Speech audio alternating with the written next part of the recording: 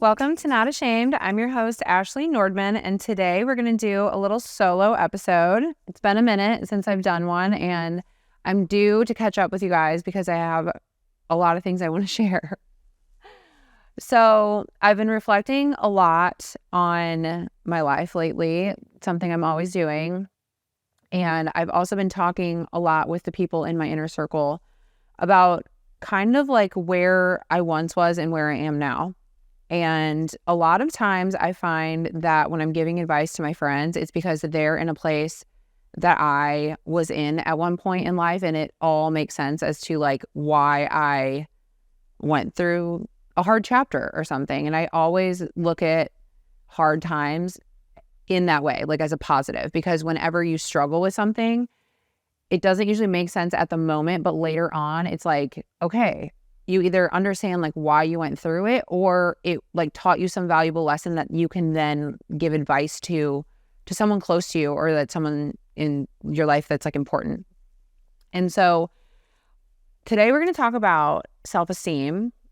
And I know this kind of sounds like a very like vague topic maybe, but when you really think back to things in your life that can paralyze you and cause anxiety and can really start pouring into like every area of your life, really, it often boils down to self-esteem. And I think I didn't realize this for the majority of my life until now. And I can wholeheartedly say, being on the other side where I have a very high self-esteem, I understand who I am and I speak positively to myself and I love who I am. And I know what I deserve and what I value and what I'm going to allow and not allow. Like that has been the most pivotal thing for getting me to a place where I am happy and confident. And so I want to take it back for a minute and talk about a couple of stories. And while they're kind of embarrassing, it's been something I, again, have been reflecting on because I was thinking of college Ashley. Okay. You have to remember, I'm 32. I was in college at the ripe young age of, what was I? 18? I think I was 18. Yeah, I was young. So I was 18. I graduated college before I even turned 21. So I was in college at a point in my life where I was very impressionable, I guess is the word. Like I was naive. I was still finding myself. I had just got out of high school where I quite literally ran away from high school. Like I hated my high school experience. I didn't even go to my high school prom. I graduated high school early, went to a community college, and then transferred to University of Illinois. And so by the time I went to University of Illinois, I was just ready to like start over. I was so sick of people judging me and thinking something about me that wasn't true. And I just wanted to like recreate myself. And so looking back, did I have low self-esteem? Absolutely. Like I didn't even know who I was. I felt like I wasn't good enough. I felt like a fraud. And so I think in college was when I really was trying to like build my self-esteem, but I was doing it in all the wrong ways because I wasn't like coping with the reality of the things that I needed to work on. And so let's just dive in here and start talking about a few things that I went through in college, okay? So again, got out of a really toxic experience in high school, go to college, get this fresh start. And freshman year, I have no idea what rushing is. And this girl in my dorm, in my freshman year dorms was like, oh my gosh, you need to rush with me. I'm like, what the hell is that? And so long story short, it was basically where you like apply sort of to like be in a sorority, and you go around all these sororities and you interview with them. And it's this super crazy process. I had no idea what the hell I was doing. And I was like, sure, I'll do this. Somehow ended up getting in like the best sorority in my college just by being myself, which, you know, I'll take that. That's great. I'm so glad that people saw me for who I was. But once I got into this sorority, it was a room full of hundreds of girls, right?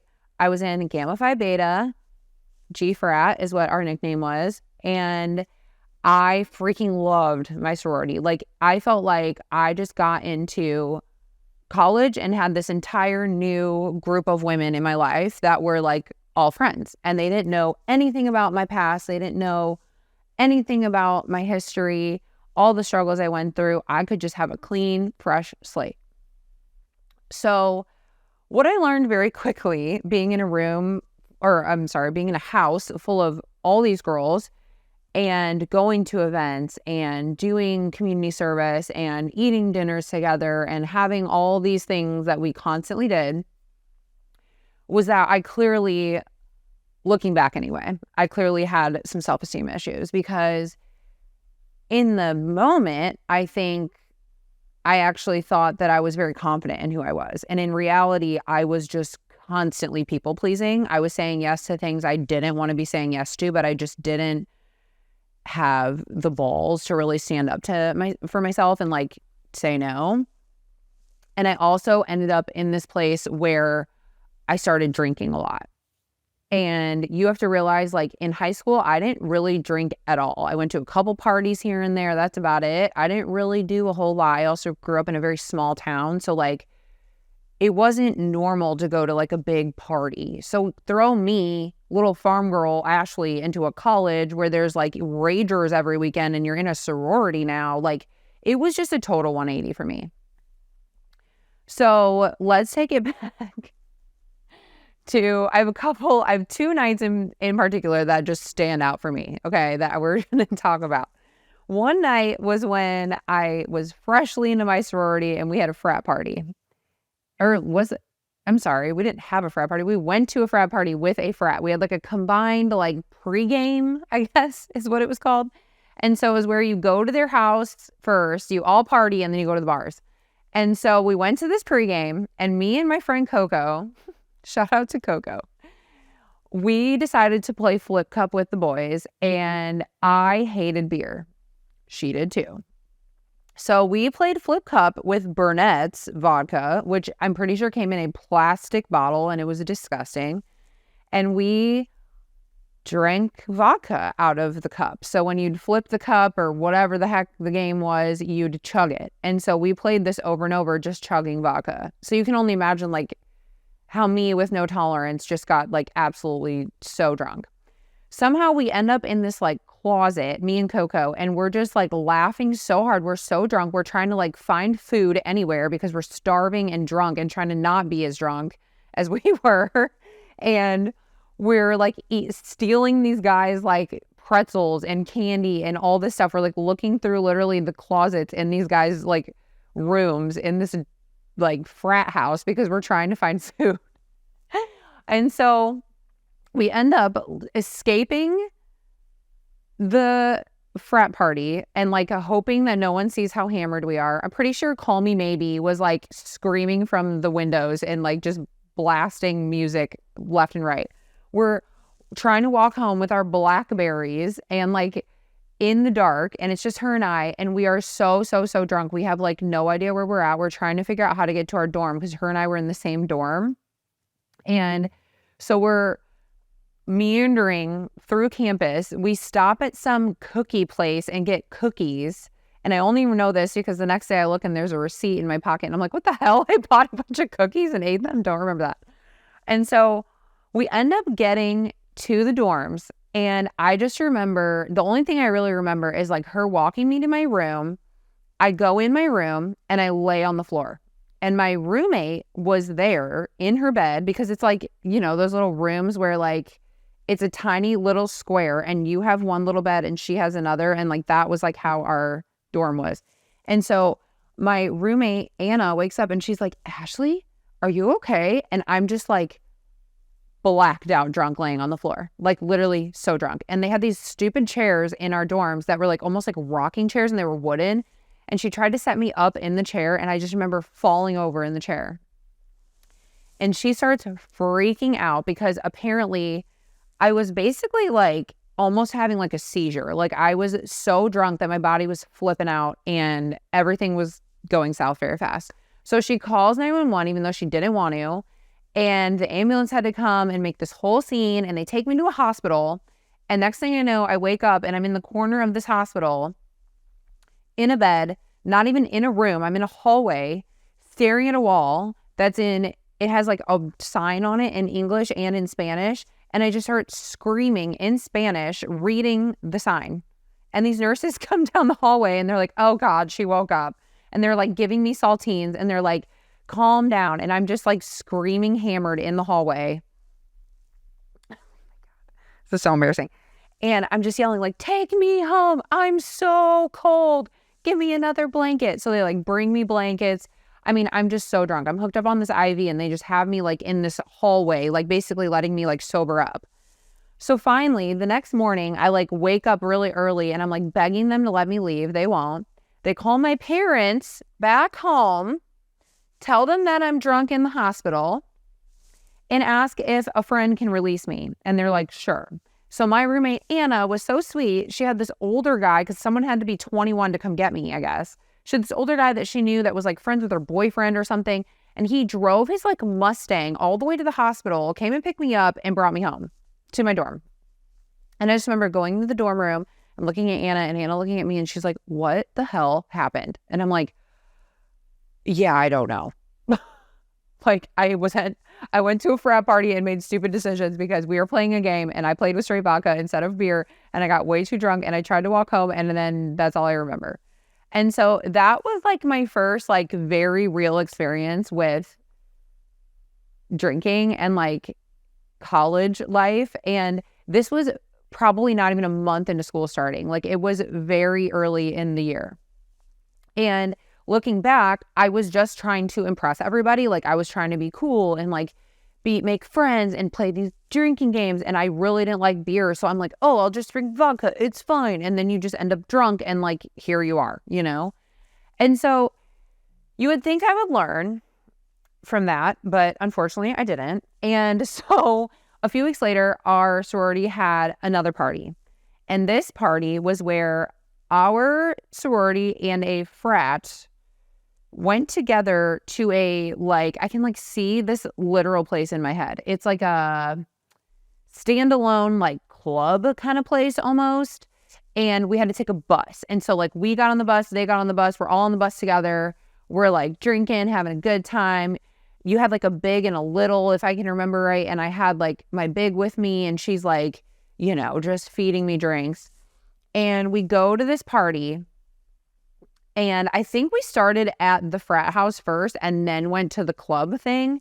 And so it was called D-list celebrity, or it was themed D-list celebrities. And I remember being like, yes, I love this. It's like basically like celebrities that are like kind of like not it anymore.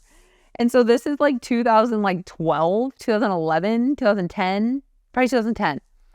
And so I'm like, I'm going to dress up like Bret Michaels. So I put on cowboy boots and this tight jean outfit thing, a like big baggy t-shirt from like a rock band. I put on a whole goatee. I straighten my hair, wear a bandana. I've got sunglasses on. I mean, I look like Bret Michaels. I look ready for a music video. And so the whole night I was just hamming it up. You know, everyone thought I was so funny. I'm like in this whole goatee beard situation looking real serious. And I didn't realize, but like you didn't have to dress up. So there were only like a couple of us that did. So I'm like chilling at this pre-party, like in a full-on like costume. And most people were just kind of wearing like cat ears or like something like basic. I mean, not cat ears because we were being celebrities, but you know what I mean? Like it was just like simple stuff where you just wear like a hat or like a cute outfit. And you're like, haha, I'm Britney Spears, even though you just look like yourself in like a cute skirt. No, I decided to go like full on Freaky Friday mode where you just dress horrible. And so we're at the like pregame, we get on the bus, we go to this like party.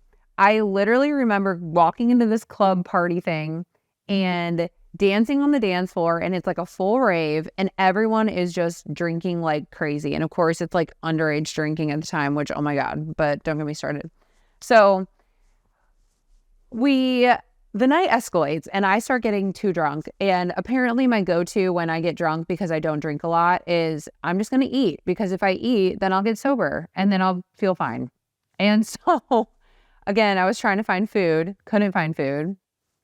And thankfully I always brought like snacks with me. So I had like snacks in my purse, but I remember being like, I need to leave this club right now and go get some food. And so I like walk out of the club And I think that we're like near like the main street where like all of the like bars and restaurants are. And no, we're like in the middle of nowhere at this club that I don't even know where it's at. And so I'm walking around trying to find food all by myself, like a total idiot. Can't find any food. So I end up finding my way to a bus stop. And I'm like, you know what? I'm just going to take the bus. I'm going to just Irish goodbye, leave this party. No one's going to know. I'm going to get to my dorm. I'm going to eat a bagel, go to bed. So I get on the bus. It takes like 5 minutes to come. I'm like literally sitting on my BlackBerry, like, oh my God, when is this thing coming? The bus comes and gets me. And next thing I know, the bus driver is parked at the very end of the route in their like designated bus stop thing. And they're like screaming at me and they're like, excuse me. And I'm like, what? Yes. Hello. And it was a lady, and I can still remember she had like dark black hair. She had on like a blue like bus outfit, and she comes and taps me and she's like, ma'am, I don't know how long you've been sleeping on this bus, but you need to go home. I slept on the bus in my freaking Bret Michaels outfit, super drunk, just laying down in the seat, and she didn't know I was even on the bus. And so she got to like the end of the route and was like checking all the aisles and found me. And so this lady's like, I'm so sorry, but you have got to get off. Like, this is the end of the route. You've got to go home. It's like 2 a.m. And I'm just like, oh my God, oh my God, oh my God. So I get off the bus and I just start walking. I cannot figure out how to get home. No idea where I'm at. I'm just like, I can't believe I was just drunk on a bus dressed like Bret Michaels for hours and no one even like helped me. And so I end up calling my roommate again, and she comes and rescues me and like picks me up and brings me home. And I pass out and I wake up the next morning and I'm just like covered in my bed in, oh my gosh, what is that cereal? It's I can't think of it. It's the one that's like got like the French toast, Cinnamon Toast Crunch. I'm covered in Cinnamon Toast Crunch. I mean, literally my entire bed is crumbs of Cinnamon Toast Crunch. And I am just like, what is my life? And so this is now 2 encounters where I get way too drunk. I try to find food. I somehow end up at my dorm. Don't know how I survive.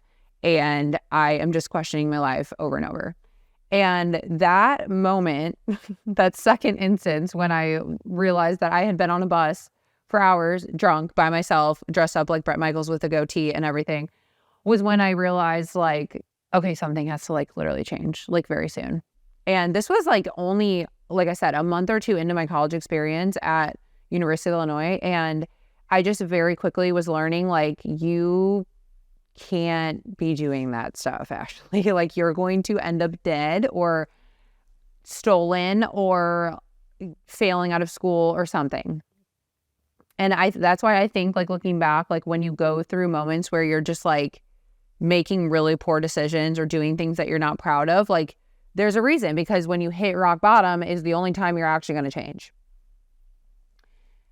And those 2 instances happening back to back and having kind of like a really real conversation with myself and also my family, it was a learning lesson. I mean, it really taught me like, you've got to stop trying to impress people, because at the end of the day, like, that is not who I am.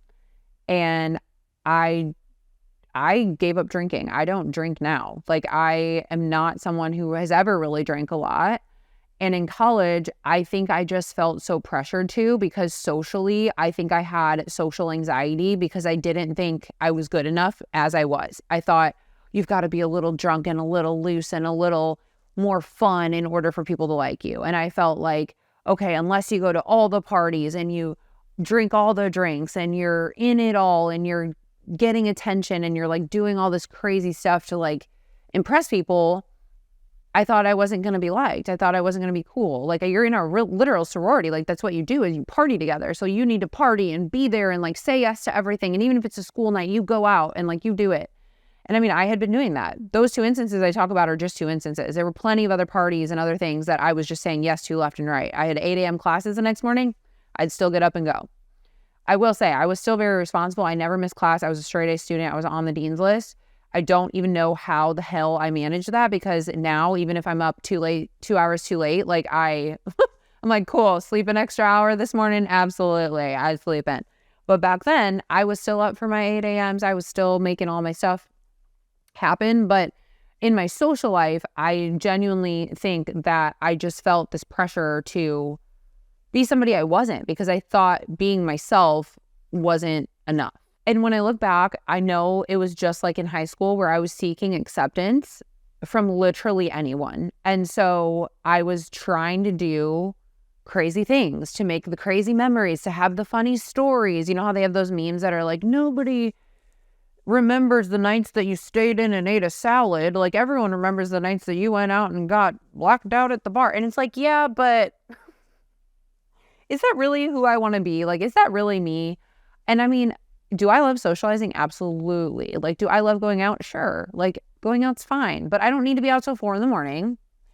I definitely don't need to be blacked out drunk on a bus. And those things aren't me. But I think when you struggle with your self-esteem, you start relying on things that help you cope. And a lot of those things end up being alcohol or drugs or things that like distract you or can alter your state so that you don't have to deal with the reality of things. We'll get back to the podcast in just a moment. This episode is sponsored by AN Skin, your answer for all things skincare and beauty. Our medical-grade products, made in the USA, use high-quality ingredients and are clinically proven to give you clear, healthy, youthful skin. Everything is cruelty-free. Visit anskinbeauty.com to shop now and regain your confidence. Now, back to the episode. I want to talk about what low self-esteem is, okay? So, lack of confidence in oneself, feeling incompetent, feeling unlovable, feeling inferior, having a poor opinion of who you are, saying negative things to yourself, having negative self-talk. Like, that is unfortunately signs of low self-esteem. And when you really think about it, it bleeds into everything. Because if you're in a relationship with someone and you have low self-esteem and you see, let's say it's me and I have low self-esteem and I see the guy I'm talking to another girl, what am I going to do? I'm going to flip out. I'm going to be like, oh my God, he's talking to this girl. Like, what if she's better than me? What if she's funnier than me? What if she's prettier than me? I'm going to get jealous. But if I have high self-esteem and I know who I am and I know I'm a great catch and I know I'm perfect for him or whatever, I'm going to be like, oh, he's talking to that girl. Whatever. I'm better than that. Like, it don't matter. Like, that alters how you show up in relationships. Also, when your self-esteem is low, you start looking for validation from places that aren't right. You know, you're looking for validation from typically the opposite sex. You're looking for validation from people that are maybe in your social life that you fear won't like you. You start doing things to get attention that aren't even things that you would normally do. Like I said, you'll start saying yes to things that you would normally say no to. You'll get peer pressured easily. Maybe you have social anxiety because you're scared to go meet new friends and that you're not going to be good enough, or that someone's not going to like you, or you're not going to know what to say, or, okay, I'm not going to be fun, so I have to drink or smoke or whatever in order to be fun. And like those things, those are all stemming back to your self-esteem and your confidence in who you are. If you are happy with who you are and can just be fine by yourself, you're not worried about performing for other people. You're not worried if people do or don't like you. You're not worried about needing to be drunk or high or effed up in order for people to like you. You just know the right people are going to like me for who I am, and that's that. When I look back at like my low self-esteem, like the moments when I had low self-esteem, it really is the underlying root of like why I went through so many things that I did. Like what caused me to become anorexic, what caused me to get into bodybuilding, probably because I didn't feel like I was good enough unless I was extreme.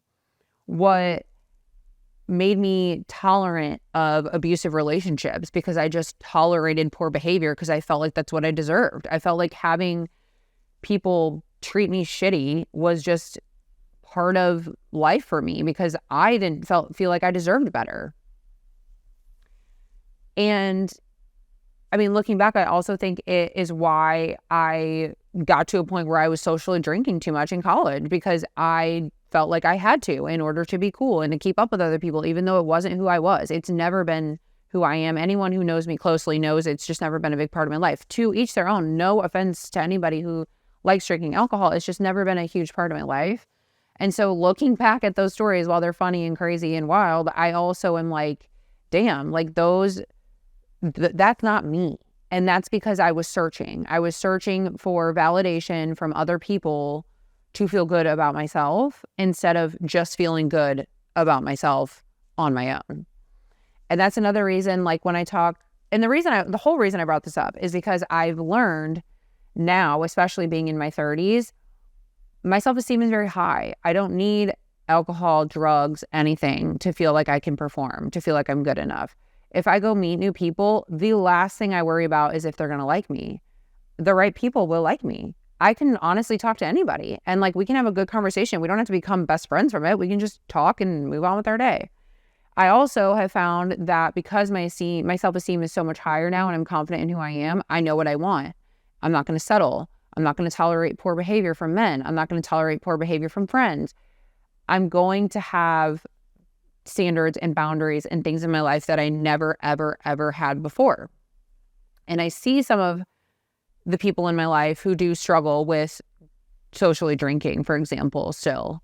And I've talked to them about it and trying to help them see that like, drinking isn't the problem, it's fueling the problem. And the problem is that you don't love yourself. And because you don't love yourself, you're masking it with alcohol, with drugs, with anything you can to make you feel good about yourself and get that quick dopamine hit instead of just working on the hard stuff and asking yourself, why do I not love myself? Why do I hate myself? Why am I so unhappy? Like, who told me when I was little that I wasn't good enough? Who was critical of me when I was a child that made me feel like I wasn't smart, pretty, funny, outgoing, deserving, whatever it is? A lot of times this stuff, unfortunately, comes from our own households. Like it comes from our parents or it comes from very close friends and family, babysitters. I mean, there's so many people that were very important in our lives at young ages that really impacted how we showed up. And looking back, like I went through a lot growing up. I mean, my parents got divorced. I think I handled the divorce really bad. And part of my way of dealing with it involved just beating myself up a lot and not feeling good enough and like doing things that were extreme and also just really tore my self-esteem down.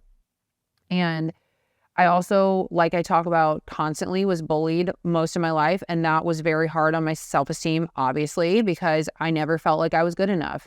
In kindergarten, I wasn't good enough. In third grade, I wasn't good enough. In high school, I wasn't good enough. In junior high, I wasn't good enough. It was like no matter what I did, I never felt good enough because I worried too much about what these other people said about me instead of what I was saying to myself about myself, instead of what I was saying about myself to me. Again, I think back to college and I was acting a fool. I was drinking all the time and going to all these parties and just trying to be cool and trying to be accepted. And I think I wanted this fresh start where I could just be in a space where like I was liked and loved. And again, I ended up struggling a lot in college at times because just like I had done my entire life, I was repeating behaviors. I was searching for my happiness in other people. I was searching for acceptance from other people. And I was searching for confidence from what other people thought of me. And I wasn't doing the work on myself. And now I do the work on myself constantly. If I do something wrong, I check in. I give myself grace. I ask myself how I can pivot and grow and become better. And I move it along. I don't beat myself up. I don't hate myself. I don't go to bed mad. I just say, you know what? I could have been better there. I'm going to be better next time. And I do it. And then I prove that to myself and I gain that confidence. And I'm always looking inward. I'm always trying to improve who I am and how I show up. But the biggest thing is just the words you say to yourself. Like, are you being mean to yourself? Are you saying nasty things to yourself in the mirror? Are you comparing yourself and saying, I'm not as pretty, I'm not as skinny, I'm not as fit as her, like, I'm never going to amount to anything? Or are you saying, like, I'm fit, I'm healthy, I have a nice body, I'm working hard. Maybe I'm not where I want to be, but I'll be there. Like, the words you say bleed into everything. And in college, the words I said to myself were not nice. It was, you better bust your ass and get straight A's or you're not good enough. You better have a perfect size 0 body or you're not good enough. you better be loved by everybody or you're not good enough. I mean, I was just constantly pressuring myself to be perfect, and nobody's perfect. And that was a recipe for disaster for me. It quite literally was. And I just think my freshman year, going through this fresh start, but also like developing some pretty bad habits right off the bat, put me in check quickly. And throughout the rest of my college, I ended up giving up drinking. I graduated with Dean's List. I graduated, like I said, before I was 21 years old. I mean, I really got it together. And by my senior year, I wasn't even like going out partying anymore because that just wasn't who I was. And if people didn't like me for not being that way, then that's okay. That was something I could accept. But really, when I hit that lowest point is when I started going to therapy and re-questioning, like, okay, I'm doing again what I just went through in high school. Maybe the problem is me. And that was a hard realization. It was very hard for me to like look in the mirror and ask myself, like, am I the problem here? And I was. And so I share all of this because something that is very important to me is making sure people feel their best. And that's something that I've always really, really cared about. I mean, that's why I created a skincare line. I want people to feel their best in their skin. I want people to be happy and confident and leave a conversation with me, especially feeling happy, feeling better, feeling relieved, feeling heard, feeling confident. And I genuinely make it my goal every time I talk to somebody to leave them better. I was just talking about this on my last podcast. I have a huge quote on my wall that says, leave people better than you found them. And that is something that rings so true to me because I know what it's like to leave a room feeling crappy about yourself. And I know what it's like to feel a room feeling super good about yourself. And it's so easy to just help somebody feel better, make somebody feel good. And while self-esteem comes from within, I also think the people you surround yourself with can really impact how you feel about yourself too. So it's very important that you're not only protecting your own energy, but helping other people protect theirs. And it starts with you, because if you're confident in who you are and you have high self-esteem, you're going to pour that onto other people. And I think a lot of the problems in the world is that people are very, very insecure and unhappy in themselves. And then they are so unhappy with themselves that they can't help themselves but bleed that into others. And so if I can just help one other person see the world in the way that I finally see it now, and see how much more freedom comes from it and how much more happiness comes from it, like, I'm going to continue to share that. And that's why, like, I honestly question, like, sharing these stories of me being drunk in college, because I was like, oh my gosh, are people gonna, like, judge me? But that was my little insecure side coming out. And then it's like, no, like, that was a phase of my life. We all have moments where we make stupid mistakes. And like, I was in college just having fun. But was I in college just having fun, or was I just trying to gain acceptance from people, which is something that I had tried to do my entire life, and it constantly put me in bad places, like becoming anorexic or having unhealthy friendships with people, or again, in college, ending up socially freaking getting hammered like anytime I went out with my sorority girls. Like, it was just this recurring theme that I couldn't ever break past. And now I know exactly what to do and how to manage my own confidence, so that I don't need outside influences to give me that positivity. Because when you rely on that, like, you're never going to end up happy, ever. Because no person is ever going to force you to be happy with yourself. You have to find that within you on your own. And it's a really hard reality, but it's the truth. And it's something that I've learned over the years. So that's what I wanted to share today.